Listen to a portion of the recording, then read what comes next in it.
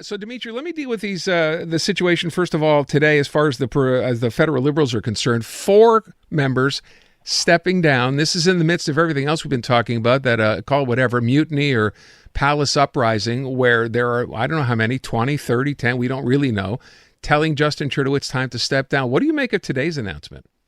So many things to talk about, Aaron. So today's announcement, in political terms, we call it taking out the trash. What does that mean?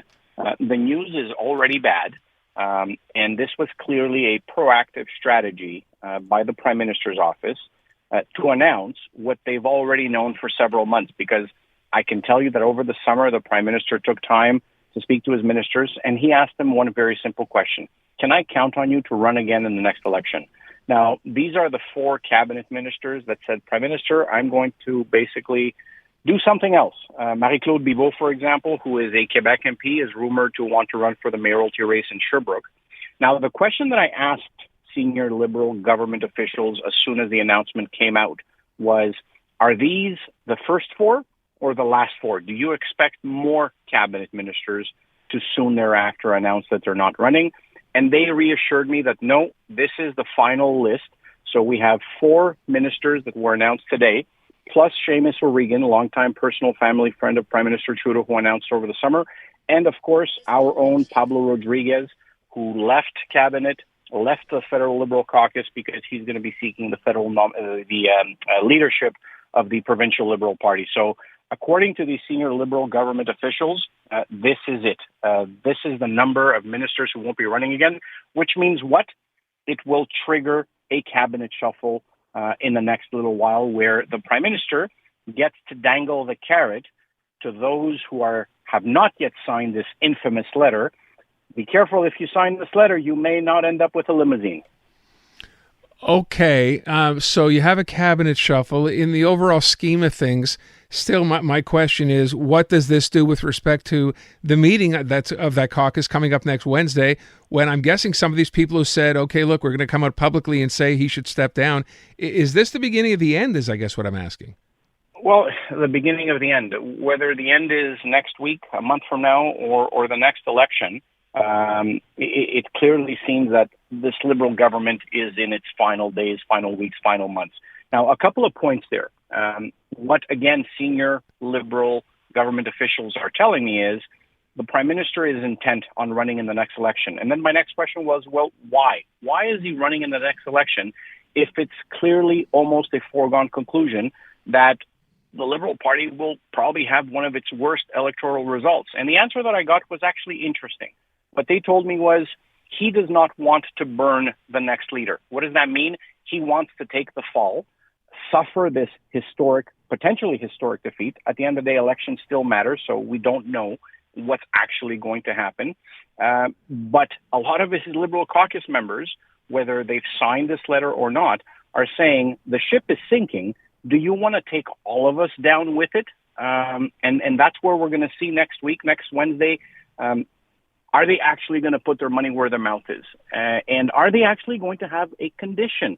Because right now, this letter, and I've spoken to more than 15 Liberal backbench MPs, not ministers, because ministers so far seem to be towing the line.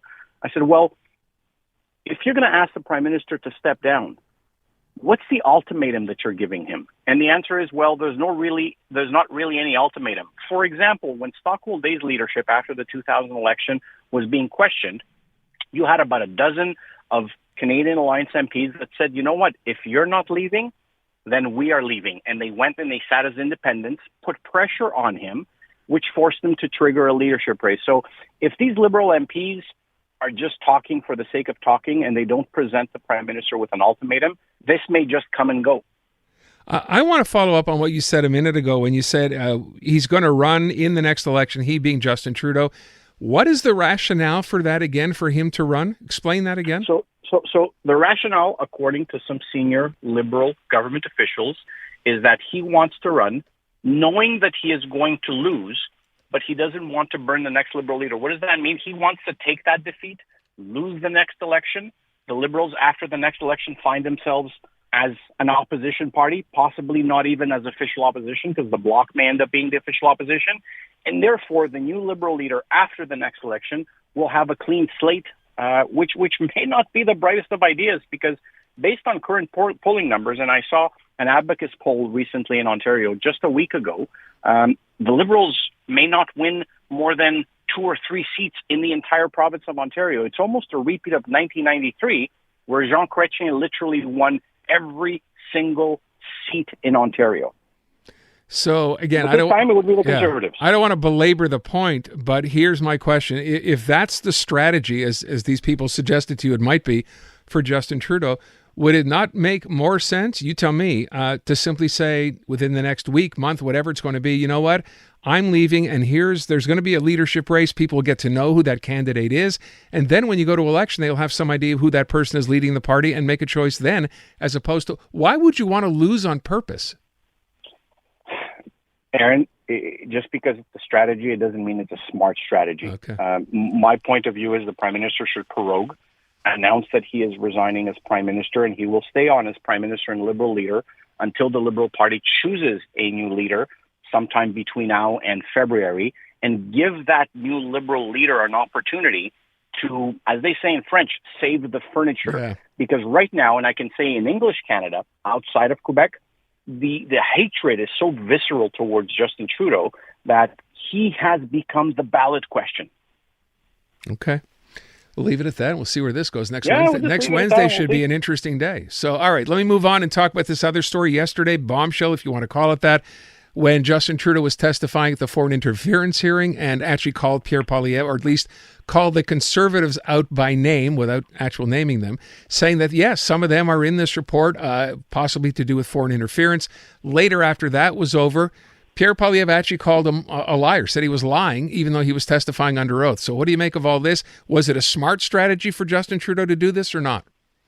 Well, his strategy, again, was to, for once, put Pierre Poilievre on the defensive. If you carefully read his statement, and now I will quote the Prime Minister, this is what he said in the morning part of his testimony. He said, and I quote, "I have the names of a number of parliamentarians, former parliamentarians, and or candidates in the Conservative Party of Canada who are engaged or are at high risk or for whom there is clear intelligence around foreign interference." There are so many ors in that statement that you can basically pick and choose which end and which or you want to tie together. So his objective was to put Pierre Poilievre on the defensive. Now, let's define what this security clearance actually means, which the Conservative leader is refusing to get.